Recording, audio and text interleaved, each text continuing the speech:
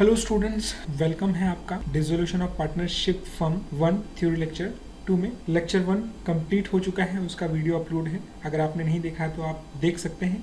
उसमें हम लोगों ने बात की है कि डिसोल्यूशन अपने आप में क्या है और पार्टनरशिप एक्ट 1932 डिसोल्यूशन के बारे में क्या कहता है और पार्टनरशिप का डिसोल्यूशन क्या है और फर्म का डिसोल्यूशन क्या है। अगर आपने वीडियो वो नहीं देखा है तो देख लें, क्योंकि इन सारी चीज़ों पर मैंने उस पर बात की है।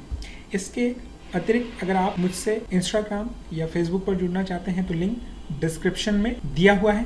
और इस वीडियो में हम बात करने वाले हैं कि डिसोल्यूशन किन किन तरीकों से किया जाता है या मोड्स ऑफ डिसोल्यूशन क्या है। तो चलिए हम लोग शुरू करते हैं। चलिए, modes of dissolution of partnership firm. अभी मैंने आप लोगों को बताया कि डिसोल्यूशन किन किन तरीकों से होता है पार्टनरशिप फर्म का। तो देखिए, यहाँ पर हम लोगों के पास मेनली दो मेथड हैं और वो दो मेथड क्या है। Without the intervention of the court, यानी जब कोर्ट हस्तक्षेप नहीं करेगा और पार्टनरशिप फर्म बंद कर दी जाएगी। और दूसरा तरीका हम लोगों के पास है कि जब कोर्ट इंटरफेयर करेगी और कहेगी कि भैया अपनी पार्टनरशिप फर्म बंद कर दो, एसेट्स बेच दो, लायबिलिटीज को पे कर दो, जो बचता है घर ले जाओ। ठीक है, तो दो तरीके हम लोग के पास हैं।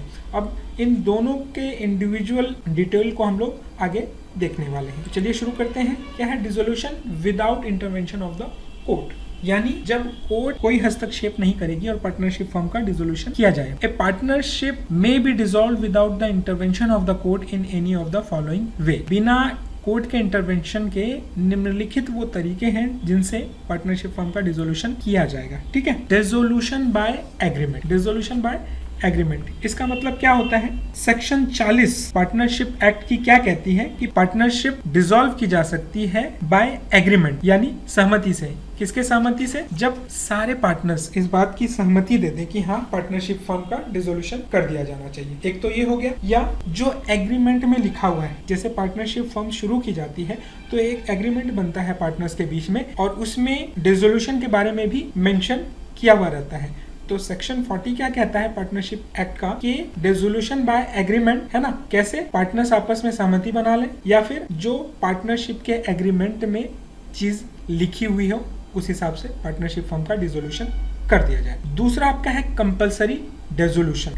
अब कंपलसरी डिसोल्यूशन में क्या आता है, एक तो पॉइंट है कि जो हम लोग पहले भी पिछले वाले वीडियो में बात कर चुके हैं कि एक पार्टनर्स को छोड़ करके सारे पार्टनर्स क्या है दिवालिया घोषित कर दिया जाए। तो पार्टनरशिप एक आदमी से तो चल नहीं सकती है, तो ऐसी स्थिति में भी क्या हो जाएगा, फर्म का डिसोल्यूशन हो जाएगा, लेकिन कोर्ट हस्तक्षेप नहीं करेगी, ये ऑटोमेटिक होगा। अब इस कंपलसरी डिसोल्यूशन में दूसरा पॉइंट क्या है, जब कोई एक पार्टनर क्या है इंसॉल्वेंट हो जाए और पार्टनरशिप एग्रीमेंट में लिखा हुआ हो कि अगर एक भी पार्टनर इंसॉल्वेंट हो गया तो पार्टनरशिप फर्म बंद कर दी जाएगी, तो वैसी स्थिति में भी कंपलसरी डिसोल्यूशन हो जाए। तीसरी स्थिति क्या है, जब बिजनेस को गैर कानूनी करार दे दिया जाए तब भी कंपलसरी डिसोल्यूशन पार्टनरशिप फर्म का हो जाए। अब हम लोग आते हैं डिसोल्यूशन ऑन सर्टेन कॉन्टिजेंसीज। क्या है, कुछ आकस्मिक घटनाएं ऐसी घट जाएं जिसके कारण पार्टनरशिप को बंद करना पड़े, लेकिन ध्यान है कि यहाँ पर कोर्ट का कोई हस्तक्षेप नहीं होगा। सर्टेन कॉन्टिजेंसीज में मतलब कुछ आकस्मिक घटनाओं के होने पर किस तरीके से पार्टनरशिप फर्म का डिसोल्यूशन होगा। तो पहला तो ये है कि अगर एक निश्चित अवधि के लिए पार्टनरशिप फर्म खड़ी की गई थी और वो अवधि अगर पूरी हो गई है तो पार्टनरशिप फर्म का डिसोल्यूशन कर दिया जाएगा। अगर कोई विशेष कार्य को करने के लिए पार्टनरशिप स्थापित की गई थी, वो कार्य अगर पूरा हो गया है तो भी पार्टनरशिप का डिसोल्यूशन कर दिया जाएगा। अगर किसी पार्टनर की मृत्यु हो जाती है तो भी पार्टनरशिप फर्म का डिसोल्यूशन कर दिया जाएगा। अगर कोर्ट किसी पार्टनर को या सारे पार्टनर को या ज्यादातर पार्टनर को इंसॉल्वेंट करार दे दे, यानी दिवालिया कह दे, तब भी पार्टनरशिप फर्म का डिसोल्यूशन हो जाएगा और उसको क्या माना जाएगा, dissolution on certain contingencies. Dissolution by notice, जैसे अगर किसी पार्टनर्स के पास ये अधिकार है कि वो चाहे तो नोटिस दे करके और फर्म का समापन करा सकता है, और अगर वो पार्टनर नोटिस दे देता है पार्टनर्स को तो भी पार्टनरशिप फर्म क्या है बंद कर दी। तो ये 4 सिचुएशंस थे या 4 तरीके थे जिनके द्वारा किसी पार्टनरशिप फर्म को बंद किया जा सकता है, लेकिन इसमें कोर्ट का कोई हस्तक्षेप नहीं होता है, कोर्ट इसमें कोई भी इंटरफेयर नहीं। चलिए अब हमारे दूसरे सेगमेंट की तरफ चलते हैं जिसमें हम बात करेंगे कि जब कोर्ट डिसीजन देगी कि पार्टनरशिप फर्म को बंद कर दिया जाए। ठीक है, dissolution by the intervention of the court, है ना।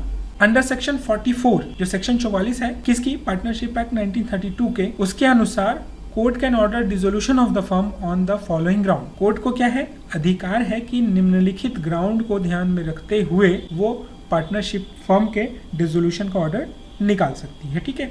इंसैनिटी, क्या है इंसैनिटी? मतलब कि अगर कोई पार्टनर है उसकी दिमागी हालत खराब हो गई है, तो ऐसी स्थिति में भी पार्टनरशिप फर्म का डिसोल्यूशन किया जा सकता है कोर्ट के द्वारा, लेकिन ये ग्राउंड नहीं हो सकता है साउंड ग्राउंड पार्टनरशिप फर्म को समाप्त करने के लिए। अगर जो बाकी के पार्टनर्स हैं वो अगर ऐसा चाहें तो कोर्ट में जाकर के फर्म को बंद करवा सकते हैं। परमानेंट इनकैपेसिटी, इसका मतलब क्या है कि स्थायी रूप से विकलांग हो जाना या कोई ऐसा नुकसान हो जाना कि पार्टनर्स जो है वो अब फर्म में एक्टिवली इन्वॉल्व नहीं हो सकता है, क्योंकि पार्टनरशिप का मतलब क्या है कि सब मिलजुल करके काम करते हैं और सारे लोग काम करते हैं। और अगर एक पार्टनर जो है वो विकलांग हो गया या कोई और दुर्घटना उसके साथ हो गई, अब वो एक्टिवली पार्टिसिपेट नहीं कर पाएगा बिजनेस में, तो ऐसी स्थिति में भी कोर्ट के द्वारा फर्म का डिसोल्यूशन किया जा सकता है। मिसकंडक्ट, अब मिसकंडक्ट का मतलब क्या होता है? देखिए, कोई पार्टनर ऐसा अगर कोई खराब आचरण करता है तो ऐसी स्थिति में भी क्या है,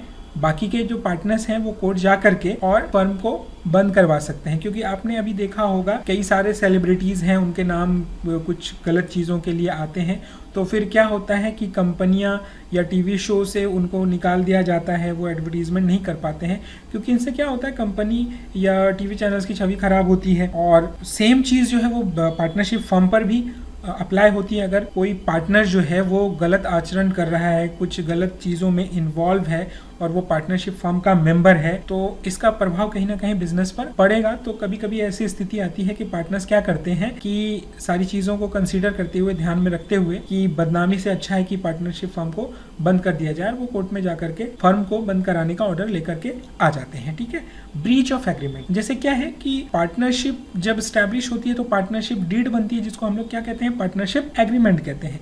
अगर कोई पार्टनर जो terms and condition partnership deed में लिखे हुए हैं उनका पालन नहीं करता है, जानबूझ करके उनको ब्रेक करता है, तो ऐसी स्थिति में भी जो बाकी के पार्टनर्स है वो कोर्ट में जाकर के और डिसोल्यूशन का ऑर्डर ला सकते। ट्रांसफर ऑफ इंटरेस्ट, अगर कोई पार्टनर ऐसा है जो अपना शेयर्स, जो पार्टनरशिप में उसका शेयर्स है वो किसी और को बेच देता है बिना कंसल्ट किए हुए जो वर्तमान में पार्टनर्स हैं, तो ऐसी स्थिति में भी क्या है कि फर्म को बंद करने का ऑर्डर कोर्ट दे सकती है on request of existing partners, जो वर्तमान में पार्टनर हैं। लॉस इन बिजनेस, क्या बिजनेस में लगातार लॉस हो रहा है और आगे प्रॉफिट होने की कोई संभावना नहीं है, तो ऑब्वियसली अगर लॉस हो रहा है बिजनेस में तो उस लॉस को किसको उठाना होगा? पार्टनर्स को उठाना होगा। और देखिए, आप अगर बिजनेस को चालू करते हैं उसका एक नियम है, तो बिजनेस को बंद करने का भी नियम है।